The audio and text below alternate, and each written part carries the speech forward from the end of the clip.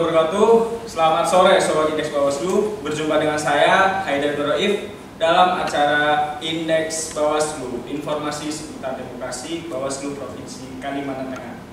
Nah, Sobat Indeks Bawaslu, di episode yang ketiga kali ini nih, kita kedatangan tamu yang amat sangat meramaikan ya di kantor Sekretariat Bawaslu Provinsi Kalimantan Tengah. Karena kayaknya kalau nggak ada mereka tuh sepi kayaknya nih. Nah, di sini sudah ada 4 orang narasumber kita pada sore hari ini. Di samping saya ada Afif Alimul Hakim, sebelahnya ada Mizan Malik, sebelahnya ada Akbar Fahreza, dan yang sebelahnya lagi Al Fahreza. Oke, jadi ini sebenarnya mau ngapain ya Mas? Nggak tahu saya juga. Nggak tahu ya. Ini maskernya kalau misalnya biar relax buka aja. Izin ya. Kita udah PCR kan ini kan? Udah PCR. Hasilnya nggak ada bro. Hasilnya nggak ada. Hasilnya masih besok mas. Nah, jadi Sobat Indeks Bawaslu, pada kesempatan kali ini nih kita bakal ngebahas tentang kepegawaian ya. Dalam hal ini adalah CPNS gitu, CPNS dan PNS. Karena dalam hal ini saya sendiri statusnya masih sebagai CPNS, tapi di sini kita ada senior yaitu Afif Alimul Hakim yang sudah dianggap sebagai PNS ya Mas ya. PNS ya. Nah, ini menarik nih Mas, karena kan sekarang nih momennya nih Bawaslu Provinsi Kalimantan Tengah ini agak serius langsung lah ya, nggak apa-apa ya. Jadi itu momen-momen sekarang ini nih Bawaslu sedang melakukan rekrutmen PNS, ya kan? Karena di sini juga kan ada Mas Mizan, Mas Akbar sama si Mas Fahreza kan dia kan CPNS juga termasuk juga saya. Nah, menurut Mas Afif nih sebagai sesepuh barangkali ya di Sekretariat Bawaslu, kira-kira apa sih yang melatar belakangi Mas Afif nih daftar di Bawaslu Provinsi Kalimantan Tengah?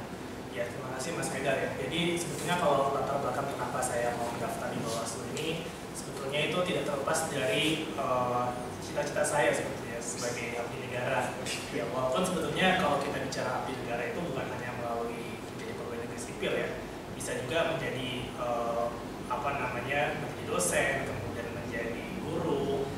Nah, jadi itu tidak terbatas menjadi pegawai negeri sipil. Nah, itu menjadi pilihan saya saja sebetulnya. Dan sebetulnya kalau ditanya apakah memang yang menjadi cita-cita saya itu masuk ke Bawaslu, sebetulnya bukan menjadi prioritas saya sebetulnya pada awalnya. Bukan prioritas? Berarti awalnya pengen masuk mana nih Mas? Sebenarnya saya waktu itu pengennya masuk ke Kementerian Luar Negeri. Kementerian Luar Negeri? Kenapa ke Bawaslu? Ya, karena memang pertama takdir yang mengarahkan saya sih. Takdir? Berarti ini semua takdir semua ya? Iya, iya, lepas dari takdir semua ya. Takdir semua. Terus ya juga karena memang pada saat itu saya juga baru lulus dari perguruan tinggi sejak tahun 2019. Mungkin pada saat itu saya masih terbagi fokus saya gitu dengan kuliah. Jadi mungkin pada saat itu masih belum begitu optimal dalam mengikuti seleksi yang ada. Ya karena kan apalagi di zamannya Mas ini kan belum ini pandemi ya. Kira-kira nih apa sih perbedaannya nih Mas? Kalau misalnya waktu itu kan belum pandemi nih. Kalau Mas ngelihat sekarang sama yang sebelumnya, kira-kira punya perbedaannya? Ya pasti. Ini sebelum ke yang lain ya. Pasti berbeda ya. Kalau pada saat pandemi itu segala sesuatu itu kita bisa lakukan secara langsung dengan tatap muka. Kemudian ruang gerak kita juga lebih luasa, gitu kan. Kita kalau mau cari apapun bisa langsung ke tempatnya. Kalau mau ketemu siapapun bisa langsung ketemu sama orangnya. Itu pun juga berpengaruh terhadap proses saya mendapatkan kerja waktu itu. Waktu awal-awal saya baru lulus karena memang masih guru pandemi, saya betul-betul maksimal di situ untuk melamar kerja ke mana-mana, ke perusahaan-perusahaan yang ada di Jakarta waktu itu. Dan alhamdulillah dari sekian banyak lamaran yang saya masukkan, adalah beberapa yang masuk di situ dan saya dipanggil untuk wawancara dan sempat bekerja waktu itu di kantor hukum ya di law firm di Jakarta. Ya, kemudian sempat bekerja sekitar 1 tahun di sana. Kemudian sampai akhirnya saya memutuskan untuk masuk daftar di CPNS dan Bawaslu ya Pak? Awalnya sebetulnya masuk daftar di Kemenlu tapi memang belum rezekinya. Kemudian pada saat tes yang berikutnya di Bawaslu alhamdulillah bisa dapat. Bisa dapat ya? Berarti udah berapa kali tuh tes CPNS? Sudah kurang lebih 2 kali yang saya ingat ya. 2 kali ya? Ya, kesempatan yang keduanya alhamdulillah bisa dapat. Alhamdulillah. Nah berarti sekarang nih ditempatkan di? Sekarang di bagian apa? Sekarang saya ditempatkan di bagian hukum. Di bagian hukum. Jabatannya? Jabatannya sebagai analis hukum ahli pertama. Ahli pertama. Berarti udah naik jabatan ya? Jabatan fungsional ya? Alhamdulillah. Oke Pak. Berlanjut nih kan, karena kita kan ini bintang tamunya dan narasumbernya cukup banyak. Jadi saya ke yang dulu ya Mas ya. Nah ini jadi kan berkaitan dengan Sobat Indeks Bawaslu, penerimaan CPNS di Bawaslu itu sendiri kan dalam beberapa tahun terakhir itu kan mengalami peningkatan. 2 tahun sebelumnya nih selalu naik gitu dinamikanya sebenarnya. Nah ini aku mau nanya dulu nih ke Mas Akbar nih. Nah, kenapa sih Mas memutuskan akhirnya memilih ke Bawaslu? Kalau Mas Afif kan tadi udah ngejelasin alasannya kayak gimana, mengabdi untuk negara. Nah, dari Mas Agus sendiri. Tapi sebelum menjawab, kira-kira bisa ini dulu memperkenalkan diri dulu, asalnya, kemudian sekarang jabatannya apa? Saya Akbar Fareza Esa, sarjana hukum dari Fakultas Hukum Universitas Jember, lulus tahun 2018. Jadi saat ini saya sebagai CPNS Bawaslu, jabatannya analis materi sidang. Untuk unit kerjanya saya di penanganan pelanggaran di Sekretariat Bawaslu Provinsi Kalimantan Tengah. Oke, untuk mengomentari pertanyaan dari Mas Haidar, aka The Protector, masih ingat kan pertanyaannya? terkait Masih ingat kan? latar belakang kenapa saya pilih Bawaslu? Iya, gitu. benar. Oke. Bisa nih cerita ke Sobat Indeks Bawaslu kan? Ini acaranya agak santai deh Ya, ya. Jadi kenapa Bawaslu? Bagus pertanyaan, sederhana tapi jawabannya nggak akan saya bikin sederhana. Ya, Kenapa Bawaslu? Kalau ngomong teknis pelaksanaan demokrasi, demokrasi ini kan cita-cita besar nih, gagasan besar. Untuk mewujudkan demokrasi itu berjalan dengan sebagaimana mestinya, secara ideal, adil, bermartabat untuk seluruh komponen bangsa, ya kan, untuk menghasilkan apa yang dicita-citakan, itu saya kira nggak cukup hanya pelaksana saja. Artinya butuh sosok pengawas di situ.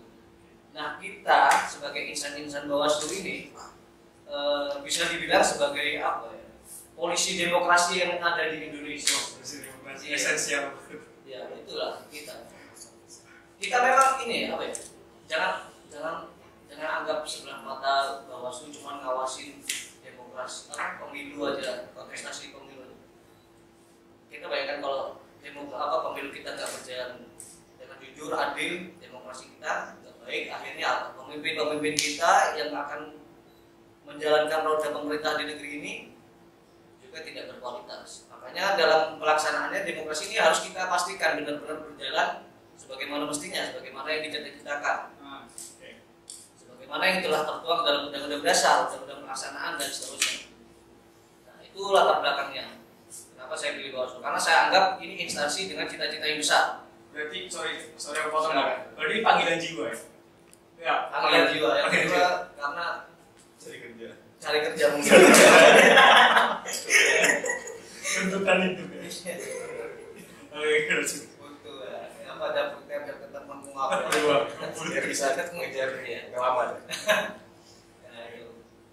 Apa lagi pertanyaan itu aja ya Mas? Iya, memutuskan Bawaslu tadi kan katanya karena panggilan hati kan, kemudian juga karena sebagai implementasi dari demokrasi itu sendiri, jadi nggak cukup itu sebagai istilahnya partisipasi saja, tapi sebagai pengawasan. Aku berpikir maka aku ada. Ya kan? Jadi apa yang saya kerjakan ini di Bawaslu ini adalah salah satu bentuk pengejawantahan daripada hasil berpikir saya, hasil berpikir tentang demokrasi yang ada di Indonesia. Inilah tindakannya yang bisa kita lakukan, kurang lebih seperti itu. Jadi menariknya, karena Mas berpikir tidak cukup hanya sebagai partisipasi saja berarti ya, tapi lebih baik turun langsung ya dalam hal ini Bawaslu. Karena gini Mas, masyarakat ini barangkali kan masih awam nih dengan Bawaslu, karena barangkali Sobat Indeks Bawaslu masih mengenal Bawaslu itu hanya sebatas ketika tahapan pemilu sama pemilihan. Nah, Mas Akbar nih, Mas Akbar dulu nih sebelum aku Mas bisa sama ke Mas Reza gitu. Anggapan Mas itu bisa mengikis anggapan itu kayak gimana? Karena Mas tadi kan nyinggung soal itu kan, ya kan, soal pelaksanaan demokrasi, cita-cita luhur dan lain sebagainya. Nah, untuk mengikis anggapan itu kayak gimana? Menurut versi Mas? Sebenarnya presiden masyarakat, ketidakpercayaan masyarakat ini muncul karena ya sosok pemimpin yang dihasilkan akibat dari demokrasi kita yang barangkali dalam tanda kutip belum sempurna menurut versi mereka masing-masing. Kita di sini sebagai pengawas juga setidak-tidaknya bisa kita membantu pemerintah dalam rangka untuk mengedukasi masyarakat tentang bagaimana bagaimana pemilu seharusnya, bagaimana sikap konstituen seharusnya, bagaimana sikap peserta pemilu seharusnya. Nah ini kan dalam rangka juga untuk mewujudkan demokrasi Indonesia yang ideal nantinya. Konstituen juga setidak-tidaknya mereka mengawasi suara mereka sendiri. Ya kan? Kita sebagai pengawas juga, kita juga pastinya sudah barang tentu mengawasi suara kita sendiri selain suara-suara konstituen yang lain. Jadi kalau dibilang untuk mengisi anggapan masyarakat, kita nggak bisa sebenarnya salahkan masyarakat. Kenapa beranggapan seperti itu? Kenapa muncul pemikiran seperti itu? Apa yang bisa kita lakukan di Bawaslu ini? Sesuai dengan tupoksi kita aja kalau menurut saya. Apa yang bisa kita perbuat untuk demokrasi Indonesia biar lebih baik? Kenapa kita harus membuat demokrasi Indonesia lebih baik? Karena untuk mengikis presiden itu tadi salah satunya mungkin. Ya kan? Jadi kita dalam nanti mungkin pengawasan dalam rangka kontestasi demokrasi ketika berlangsung nanti kita harus sama-sama berkomitmen untuk menjaga marwah instansi, marwah demokrasi, ya kan? Ya agar pandangan-pandangan tersebut terkikis. Karena itu di negara demokrasi terbesar ketiga di dunia itu pandangan seperti itu saya kira kurang layak ya untuk menjadi pembukaan. Oke, berarti dari Mas Akbar sendiri nih memang relevan ya sama niat baiknya Mas Akbar nih karena ingin mengabdi sepenuhnya di Bawaslu ya. Nah, oke. Berkaitan dengan ini kita sedikit mundur lagi nih. Aku mau ke Mas Miza dulu nih. Mas, ini kan informasi sekarang ini kan tes CPNS ya. Di Bawaslu itu sendiri kan sudah sampai di tahap SKD nih. Ini lagi nunggu pengumuman. Sobat Indeks Bawaslu barangkali yang daftar di CPNS Bawaslu juga lagi deg-degan nih. Nunggu pengumuman kira-kira mereka bakal lolos atau enggak. Karena kalau melihat dari data yang tadi udah jelasin tadi sebelumnya, 2 tahun ke belakang itu kan track recordnya naik nih. Kalau waktu angkatannya kita nih, aku Mas Bukir, Mas Akbar sama Mas Reza ini kan 13 ribuan. Nah sekarang nih di 2021 itu sekitar 19 ribuan. Nah 19 ribuan ini kan berarti kan ada apa ya, daya tarik sendiri untuk Bawaslu gitu kan. Harapannya bisa melahirkan SDM yang berkualitas yang tadi disampaikan sama Mas Akbar sama Mas Afif nih. Nah ini ke Mas Bisa nih. Kira-kira nih pengalaman bisa nggak sih Mas bisa sharing nih ke teman-teman sobat Indeks Bawaslu pengalaman tentang mempersiapkan diri mengikuti tes CPNS versi Mas Bizan. Oh gitu. Iya, gimana? Tapi bisa sharing kan ke teman-teman. Ayo Mas. Ya, terima kasih Mas Hendra. Pengalaman terkait dengan tes CPNS di Bawaslu khususnya di awal SKD itu memang banyak hal menarik waktu itu. Karena yang saya persiapkan bukan hanya soal belajar, tapi juga berdoa. Siap. Dan juga yang terakhir kan utamakan Berdoa. Jadi bukan hanya kita belajar dulu tapi kita nggak berdoa, nggak dapat hasil. Termasuk kalau kita berdoa terus, tapi nggak belajar, nggak berusaha mendaftar dan melakukan hal yang terbaik, ya juga nggak akan keterima. Mau kita berdoa sampai 1000 malam sekalipun sama aja kalau kita nggak mendaftar dan kemudian melakukan hal yang terbaik. Dan yang terakhir Mas Hendra itu bertawakal, menyerahkan segala sesuatunya kepada Allah. Ya, yang paling penting itu yang di situ itu kita pasrah apapun hasilnya itu pasti yang terbaik. Termasuk saya berada di Bawaslu ini Mas Hendra. Saya ini seperti tersesat jalan yang benar. Di jalan yang benar. Iya betul sekali Pak. Berarti kayaknya Mas Akbar ya. Oh iya. Mas Akbar kan tadi kan panggilan hati ini. Panggilan hati kalau saya tersesat. Oh tersesat justru. Nah, Tapi di jalan. dibukakan pintu sama Allah. Kita ketemu dengan hati. Hah? Ketemu dengan hati. Itu soal lain. Bahaya lagi di sini. Jangan ngomongin itu kalau berarti lah Mas. Oke lanjut. Singkat saja lah. Apalagi? Nah itu kan tadi kan apa ya? Mungkin teman-teman pasti lah melaksanakan itu semua. Dan mungkin di sini juga melakukan itu semua. Tapi ada tips and trick nggak sih dari Mas Bizan? Karena kan ini kan udah SKD nih, mereka nunggu. Nah ini mereka mau persiapan SKB. Yang mana SKB ini kan disesuaikan pada lembaga bersangkutan ya. Kalau Bawaslu ya berarti kayak misal Mas Bizan. Oh iya sebelumnya Mas Bizan belum perkenalan diri nih. Oh iya. Aku lupa nih. Mas dari kayak Mas Akbar coba kenalin diri dulu, sorry. Perkenalkan, nama saya Bizan Malik SSK.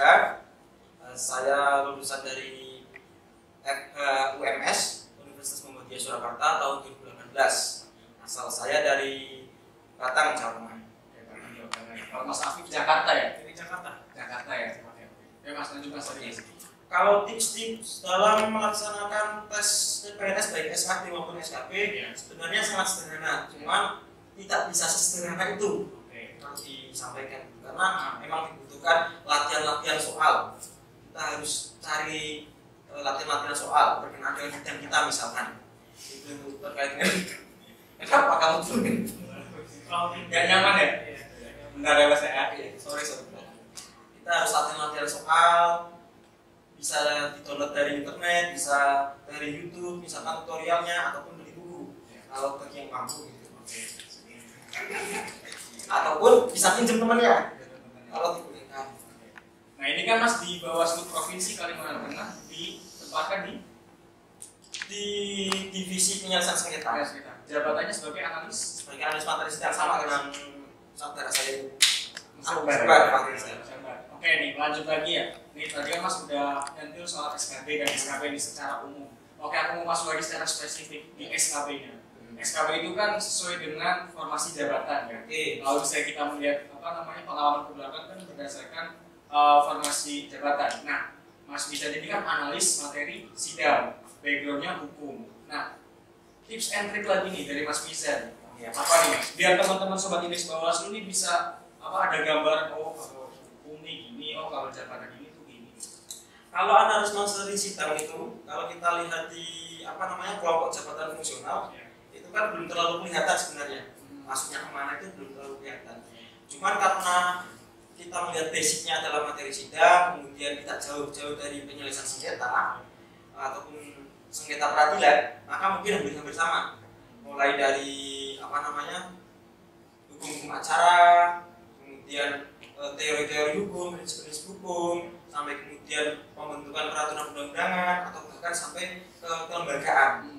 Karena itu berkaitan dengan pemerintahan. Nah, itu karena ini berkaitan dengan berbagai lembaga, akhirnya banyak multi hukum yang bisa dipelajari. Jadi jangan sampai kemudian teman-teman yang masih mengikuti tes SKP itu hanya terpaku pada bidangnya saja. Karena kemarin saja pada waktu tes SKP ternyata saya daftar di Bawaslu tidak ada berkaitan dengan pemilu. Justru terkait dengan hukum pemerintahan, hukum perdata, hukum pidana, bahkan hukum acaranya. Seperti itu Mas Hendra. Nah kalau teknis sidangnya sendiri ada nggak?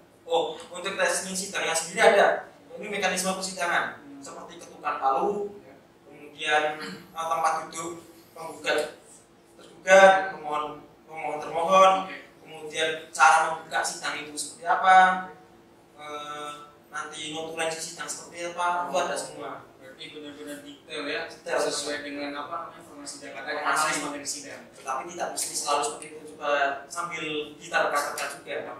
Intinya mempersiapkan diri sebaik mungkin, ya kan, ikhtiar, berdoa, tawakal. Ya itu ya. Dan rezeki itu kan yang Oke, siap.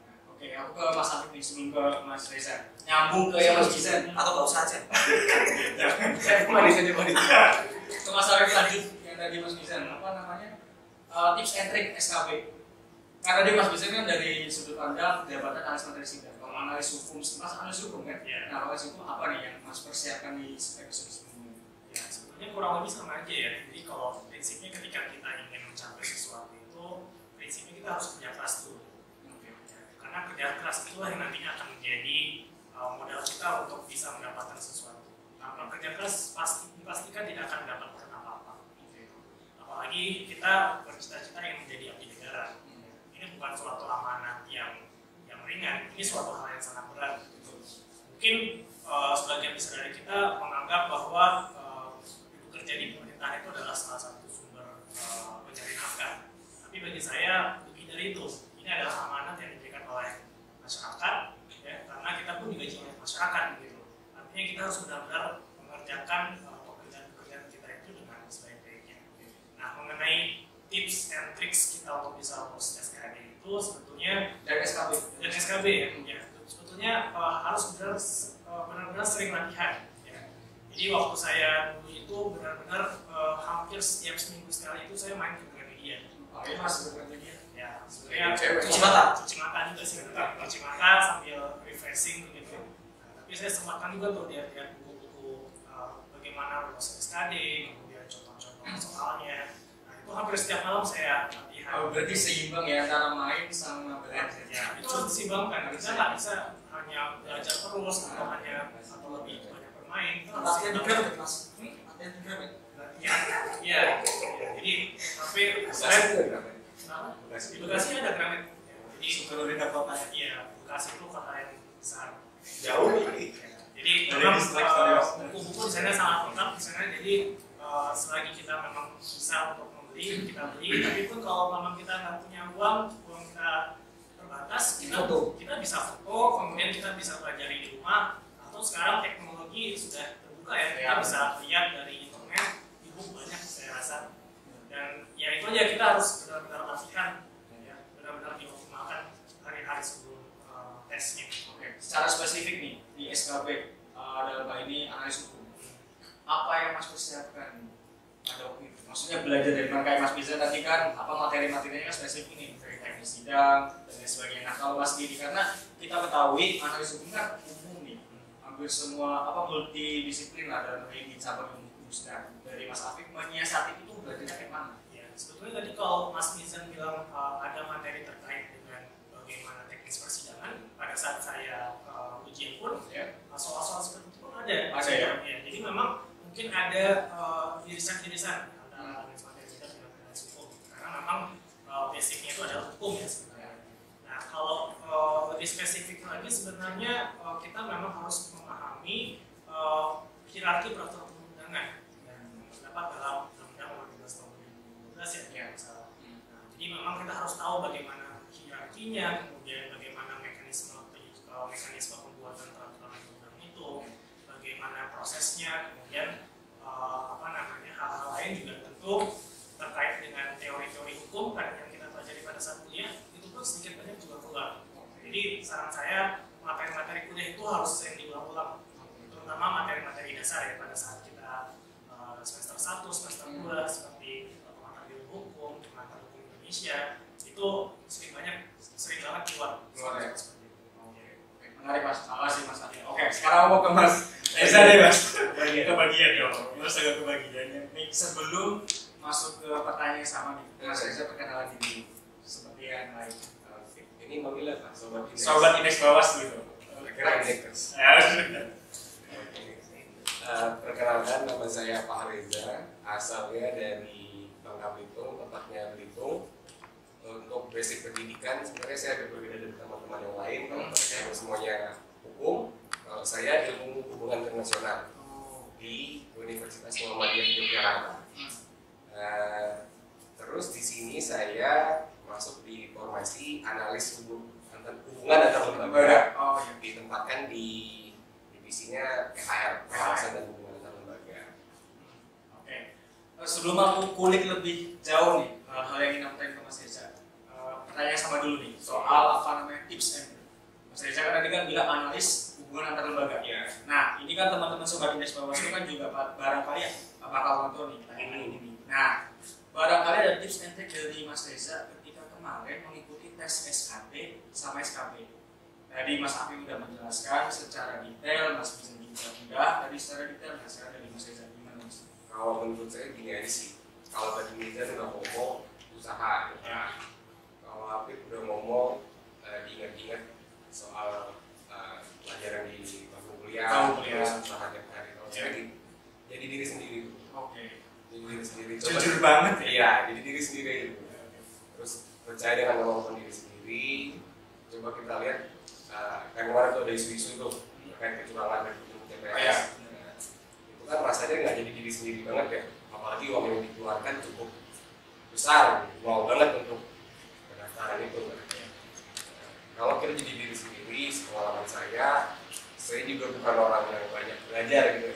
Saya mungkin nggak bisa belajar berlama-lama seperti teman-teman yang lain. Jadi apa yang kita pelajari sebelum kita tes, ya, belajarlah dengan maksimal. Maksimal dalam artian saat kita belajar, usahakan lebih bagus. Jadi pada saat kita menghadapi tes, kita coba meriwayat ingatan lebih mudah, karena kita maksimal dalam belajar. Bukan artian dalam kuantitas kita lebih sering belajar, tapi kualitas kita belajar seperti apa. berarti benar-benar memanfaatkan waktu ya. Iya. Mas Reza ini sangat melankolis kan? Iya. Memanfaatkan waktu. Terus. Terus kalau untuk SKB, kalau SKB malahan saya kemarin agak terkecoh ya, karena sebelum SKB itu saya belajar soalnya Bawaslu. Oh, tentang Bawaslu? Iya, karena ya kita nggak tahu, nggak punya gambaran ya analis visual itu seperti apa. Jadi sebelum tes fokusnya belajar soal Bawaslu. Ternyata pada saat tes yang keluar itu kebanyakan kemungkinan konsultasi itu ngambil rumpun soal atau jawaban itu dari pendidikannya mungkin HI ya. Karena soal yang saya dapat itu pada saat SKP sebagian besar, kalau 80% itu tentang ilmu HI ya, seperti organisasi internasional atau konvensi, kontraktat dan lain-lain ya. Jadi pure saya makanya ke SKB itu dari ilmu yang saya punya sendiri. Malahan saya nggak dapat soal mengenai Bawaslu sedikit pun. Nggak dapat ya? Nggak ada. Padahal tuh formasinya analis hubungan antar lembaga. Nah, berarti yang keluar soal apa? Soalnya malah mengenai PBB, WHO, gitu, lembaga-lembaga internasional. Berarti umum banget ya? Ya. Berarti pada intinya Mas Reza ini benar-benar memanfaatkan waktu luang, ya kan? Dan juga tekankan lagi untuk selalu mengingat ya. Apa yang sudah dipelajari dan memanfaatkan waktu itu. Oke. Makasih Mas. Ya, aku mau tanya lagi. Biar dalam lagi. Kan masing-masing dari kita ini kemarin kan mengikuti tesnya, itu kan tempatnya beda-beda. Kalau aku kan Jawa Tengah, jadi di Semarang. Mas Afif di Jakarta. Kalau Mas Rizal Jogja. Mas Akbar, tesnya kemarin di mana Mas? SKD Jakarta. Jakarta juga. Mas Reza? Kalau saya dua tempat. Waktu SKB saya di Jakarta, waktu SKB di Bangka itu. Nah, berkaitan dengan hal itu, barangkali kan Sobat Indeks Bawaslu dan masyarakat secara luas itu beranggapan kalau misalnya tesnya di lokasi yang ditentukan itu barangkali bakal ditempatkan di tempat itu juga. Nah itu kan. Nah kira-kira nih bener gak sih kalau misalnya kita tesnya kayak di Jogja, di Semarang, di Jakarta, di Bangka Belitung itu bakal ditempatin di sini? Pengalaman Mas mungkin kita Saya pengalaman Iya. Pengalaman saya soalnya waktu saya tes SKD itu masih kerja di Jakarta. Jadi saya tes di Jakarta, setelah itu kali ini saya pulang kampung. Kita lama kita kerja ya, selama bulan. Ya, hampir 1 tahun lah ya. 1 tahun. Setelah itu muncul info SKB, saya SKB-nya di Bangka Belitung dengan harapan mungkin ditempatkan di daerah sendiri. Oh, berarti Mas sempat juga beranggapan kayak gitu ya? Iya, sedikit banyak mungkin Sedikit banyak kayak gitu ya. Tapi setelah tesnya selesai, pementasan, ternyata itu nggak ada pengalaman sama sekali, kecuali putra atau putri daerah tersebut, daerah itu mendaftar untuk di kelas itu, Ya. bersedia di provinsi tersebut, mungkin bisa digunakan di situ. Kalau itu tidak ada saringan lain, mungkin bisa ya, atau mungkin dia udah berkeluarga, punya alasan yang punya urgensi yang penting. Tapi kalau misalnya kita nggak punya, mungkin kita akan ditempatkan setelahnya. Karena mungkin nggak ada yang pasti di sini ya. Ya, nggak ada. Karena barangkali kan masyarakat dan sebagai Bawaslu sendiri kan mengenal Bawaslu itu kan di Jakarta, ya kan. Padahal kan Bawaslu itu kan sudah tersebar di seluruh provinsi di Indonesia, ya kan. Dan kabupaten kota menjelang, apa sebentar lagi kan barangkali akan seperti KPU. Berarti apakah Mas Reza sendiri sempat berpikir seperti itu, berharap mungkin ya, harapan bisa ditempati di Bangka Belitung ya kemarin? Ya saya rasa nggak ada mas yang mau pengalaman gitu ya. Tapi karena kita masih muda, terus kita ya laki-laki mungkin kita merantau lebih gampang ya. Iya. Karena kita Gue udah sudah istri Mas. sudah istri Oh, ya. ya. Dibuka dong. Jadi menurut saya gini sih mas, dimanapun kita ditempatkan, kontribusi kita untuk apa yang dia akan bilang soal demokrasi, meningkatkan kualitas demokrasi Indonesia itu sama saja. Asal kita bekerja dengan sebaik mungkin, kontribusi itu sama saja. Kalau di Ujung Barat, di Aceh, atau di Timur, di Papua, atau di Kalimantan sekalipun, kalau kita bekerja sebaik mungkin kontribusi itu sama. Karena sobat Indeks Bawaslu, sebagaimana yang sudah dijelaskan sama Mas Reza, jadi itu Bawaslu itu sendiri tidak hanya di pusat di Jakarta Bawaslu di Indonesia, tapi ada di seluruh provinsi di Indonesia dan ada juga di daerah Bawaslu kabupaten dan kota. Walaupun untuk penempatan CPNS sendiri memang baru diinisiasi mungkin di CPNS tahun ini ya. Ya, kabupaten kota setahu saya yang kabupaten kota yang udah satker. Udah satker ya. Menarik. Kamu ke Mas Akbar tadi menyambung pertanyaan yang sama Mas. Kenapa main tips and triknya dari SKB? Menambahkan dari apa yang sudah teman-teman sampaikan. Kalau untuk menghadapi SKD dan SKB, khusus SKB ini, karena kan sesi tahun ini penerimaan CPNS kan sudah beralih masa SKD kan? Ya. Tahun 2021 ya? Ya, betul. Nanti ya, nggak ada SKB. Ya. Saran saya nih, bukan maksudnya untuk memburu ya, ini untuk sebagai share pengalaman aja. Ya. Jadi untuk lebih kreatif dalam kita menyusun program belajar, misalkan kita daftar formasi A di salah satu instansi. Kalau misalkan formasi A ini sudah ada sebelumnya, sudah pernah diteskan di pengadaan CPNS sebelumnya, kalian jangan sungkan untuk coba cari siapa sih yang sudah pernah kemarin yang sudah lolos di SKB ini dari tahun sebelumnya. Coba cari, minta informasi terkait materi-materinya, terkait metode belajarnya, karena yang mereka alami itu kan nggak jauh gitu. Kalau bisa jangan yang jauh-jauh ya tahun-tahun sebelumnya gitu. Karena itu yang saya lakukan sebenarnya. Dan juga coba aktif cari-cari grup-grup Telegram, grup-grup belajar gitu pasti ada di perkembangan PPNS. Iya. Karena itu juga yang saya lakukan waktu itu. Masih sampai sekarang ya grup ya. Aku udah live dulu. Udah live dulu. Grup diskusi kan banyak sih. Itu lebih kreatif coba belajarnya jangan, karena apa ya, kalau belajar coba dalam waktu yang singkat dengan materi yang segini banyak untuk SKB ini mungkin apa ya, rentan stres barangkali kalau monoton metode belajar, jadi harus divariasi. Kalau di Bawaslu ini belajar Bawaslu ini ada SKP kebetulan kemarin saya belajar juga dari video-video di YouTube, belajar dari materi SKPP yang online Dari ya, SKP 2020 ya. Iya, itu materi substantif sekali. Jadi saya banyak juga menyerap informasi dari situ. Cuma lebih kreatif aja cara belajar, metode belajar. Jangan terbebani. Dan tips untuk ketika kalian tes pada saat SKB itu jangan nervous yang pertama. Kalau udah nervous mau cuma kalian belajar di 3 bulan sebelumnya atau 1 bulan belakang itu bakal hilang gitu. Jadi relax, percaya diri. Kalau udah berdoa seperti apa yang teman-teman sampaikan sebelumnya, udah pasrahkan aja. Apapun hasilnya nanti aja, noting dulu saja. Berarti kalian udah berjuang. Itu sih poinnya. Berarti Sobat Indeks Bawaslu, teman-teman ini harus mencari tahu dulu ya terkait dengan formasi jabatan, terus bagaimana peluangnya, kemudian pengalaman dari sebelumnya itu seperti apa, dan harus kreatif untuk belajar ya. Berarti Mas Akbar ini kreatif ya belajar ya. Bahkan sampai nyari searching video YouTube materi SKPP loh. Kreatif ya. Ya, Saking bingungnya mau belajar, nah itu apa ya? Strategi saya ya, mengatasi kebosanan saya dalam tanda kutip untuk belajar terus-terusan gitu kan. Nonton video YouTube yang juga tentang materi-materi itu juga sebenarnya, tapi kan cara belajarnya berbeda. Barangkali kita bisa merefresh otak kita kan selalu baca, latihan, dan juga kita kadang-kadang dengerin motor secara visual. Iya benar. Gak semua orang suka baca pasti harus bosen dan lain-lain. Karena kalau setahu saya belajar secara psikologis belajar paling gampang itu secara visual. Iya. Aktif. Oke, visual itu dari visual ya, juga di ya. Paham. Oke, menarik sekali. Aku sekarang mau bergeser ke Mas Arif lagi nih Mas.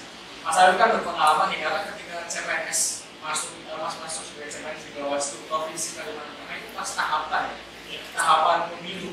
Bahkan Mas merasakan 2 rezim sekaligus ya, pemilu dan pemilihan. Nah, Mas bisa kasih seri ke teman-teman Sobat Indeks Bawaslu, seri pengalaman. Karena kan Bawaslu ini kan fokusnya kan dari tahapan itu sendiri. Masyarakat mungkin masih mengenal Bawaslu ya, anggapannya itu bekerja pada saat ada tahapan aja. Nah, ini Mas mungkin bisa share pengalaman ini dari Mas.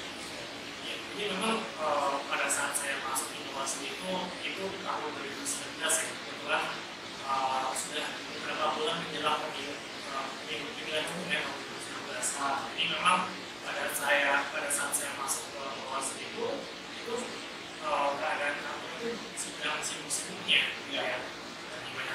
yang masuk, kemudian pekerjaan yang banyak dari pimpinan. Ya, jadi memang ini menjadi tantangan tersendiri ya. Ya, sebagai PNS itu kita harus mau cepat beradaptasi dengan lingkungan kita ya. Karena PNS itu pada prinsipnya kita harus siap tempatkan dimanapun, kapanpun.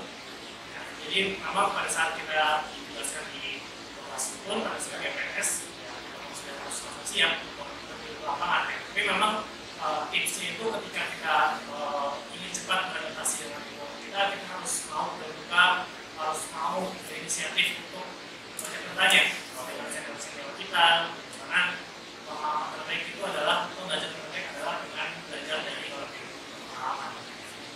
Terus kayak itu mas, pengalaman menariknya kemarin kan ada 2 rezim tuh, ya Yus sama Pina. Sementara kami ini yang berbuat di sini belum mengalami itu ketika masuk ke sini. Nah, kira-kira gimana nih? Mas menyamakan ritme kerja, kemudian tuntutan, tekanan dan gimana mas? Ini bisa saya lihat sama kamu sebelumnya. Jadi sebelum saya bekerja di Bawaslu itu saya sempat kerja juga ya, seperti yang saya sampaikan di kantor hukum di Jakarta. Memang kalau dari sisi kerja pun sebetulnya bisa dikatakan di kantor hukum pun sudah cukup tinggi kualitas kerjanya. Berangkat pagi, pulang itu minimal sekitar jam 9 malam ya. Karena memang sudah terbiasa mungkin ya dengan kerja seperti itu, menjaga langsung dengan suasana di Bawaslu yang memang ada sedang bicara menghadapi pemilu.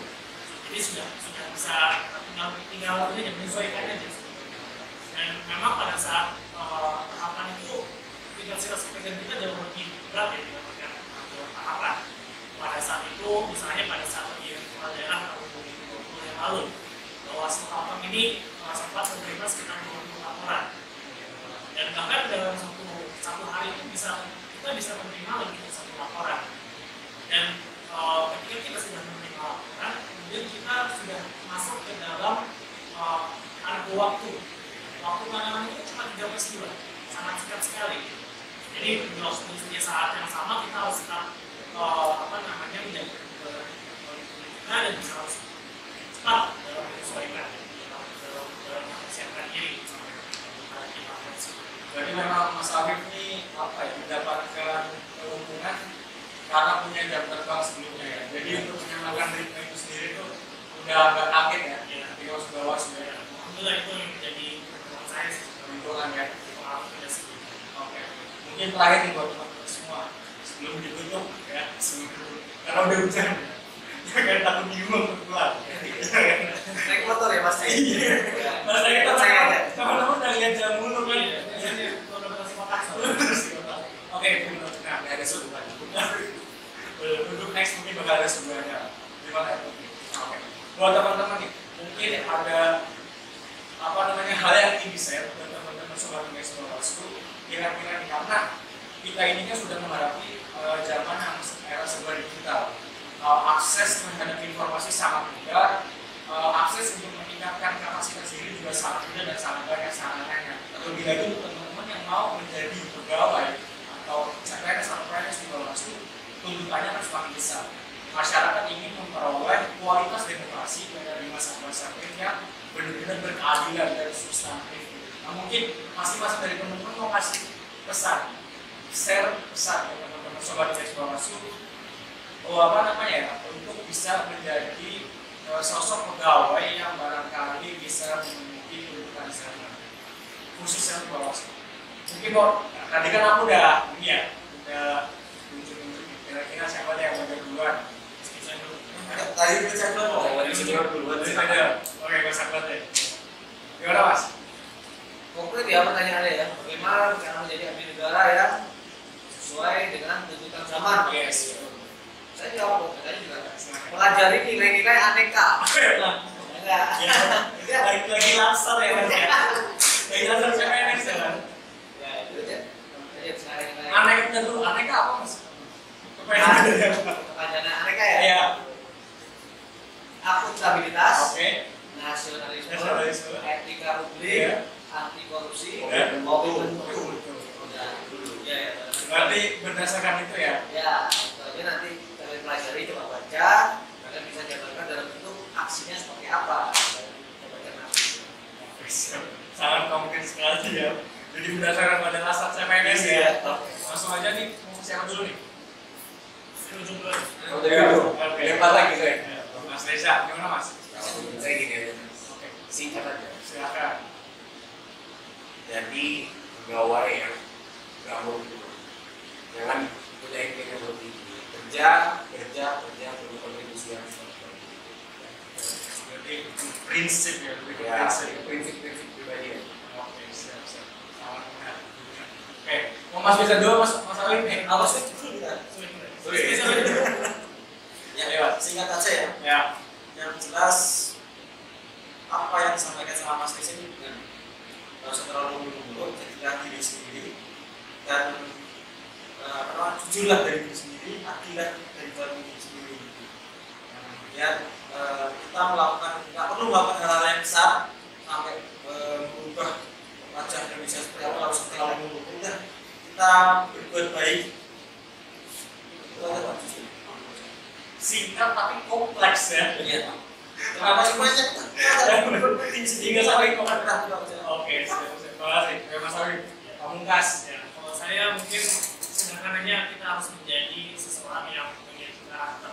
Karena sekarang ini banyak anak muda yang kehilangan identitasnya. Identitas itu bukan KTP, bukan kenal, tapi karakter kita itu yang sebenarnya hilang. Ketika kita dihadapkan dengan masyarakat yang mayoritas ini mengarah ke sesuatu yang tidak baik, kita kalau tidak punya identitas kita ikut-ikutan. Padahal kita tahu itu tidak baik.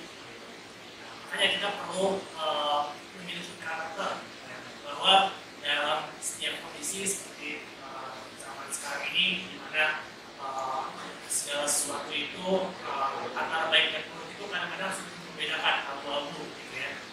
Makanya kita harus betul-betul cerdas untuk bisa memilih jalan yang terbaik untuk kita, karena apa yang kita lakukan itu pada hakikatnya kembali ke kita. Terima kasih Mas Afif, Mas Rizal, Mas Abbas, sama Mas Rizal. Itu dia Sobat Indeks Bawaslu, perbincangan kita pada episode ketiga terkait dengan kiat-kiat mungkin atau mungkin kira-kira sosok pegawai Bawaslu yang pasti seperti apa sih. Nah, tadi teman-teman sudah mendengarkan dari pengalaman teman-teman yang ada di sini bahwasanya ada banyak sekali hal yang bisa kita lakukan. Jangan lupa untuk eksplor diri, yakin pada diri sendiri, pegang teguh prinsip, kemudian jangan lupa berdoa dan tawakal. Mungkin itu saja dari saya. Saya dan guru pamit undur diri. Terima kasih. Assalamualaikum warahmatullahi wabarakatuh.